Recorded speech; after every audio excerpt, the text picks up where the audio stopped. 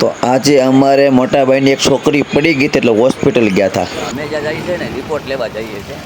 તો અમારે CT scan થઈ ગયું હતું ને લેવા જવાનું બાકી હતું. ચોક્કસ મુલાકાત લેજો. કે અમારા બેનને મગજના ભાગે વાગેલું હતું તો ન્યુરો સર્જનને બતાવવાનું હતું કે સાહેબે કીધું તાત્કાલિક જાઓ હનુમંત હોસ્પિટલમાં. ભાઈ અમને તો હનુમંત હોસ્પિટલમાં સુવિધા મળી નહીં એટલે તાત્કાલિક નીકળી ગયા ભાવનગર. એ પણ ડૉક્ટર વલ્લભ નાગોસર ત્યાં શરૂ વરસાદે અમે આવી ગયા છે હોસ્પિટલ. પછી તો આપણે ડૉક્ટર સાથે મુલાકાત કરી લીધી ગાયગામાં.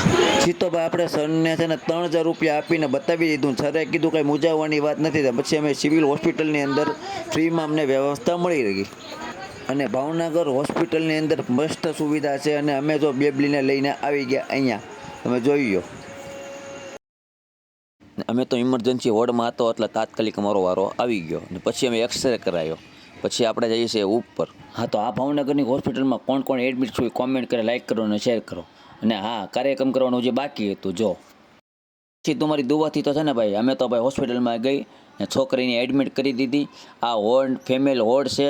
એડમિટ કરીને પછી તો અમે છે ને બહાર આવી ગયા ઘડીક જોવા માટે કે હોસ્પિટલ કેવું છે. તો અમને સામેની વોર્ડમાં તમે ટાઈપ જોવો. આ પણ હોસ્પિટલ છે એટલે સુપર લખેલી સ્પેશિયલ સુપર વિભાગ. હા, અને આ બાજુ સુપર હોસ્પિટલ બની ગઈ છે કમ્પ્લેટ. ને અમારો ટાઈમ થઈ ગયો છે જવાનો. તો હવે અમે તો જઈએ છીએ ઘર બાજુ. પછી ભાઈ આપણું કામ પતી ગયું એટલે હું ને દાઉદભાઈ ઇકો લઈને નીકળી ગયા મવા બાજુ. એટલે આપણે બપોરે જમ્યું નહોતું ને હવે આપણે જઈશું જમવાને. આપણે આંખ પણ દુખે છે સારવાર. એટલે બસ આપણો વિડીયો પૂરો થાય છે. અને આવા વિડીયો જોવા માટે લાઈક કરો, શેર કરો અને કોમેન્ટ કરો. બસ બાય બાય, સી યુ.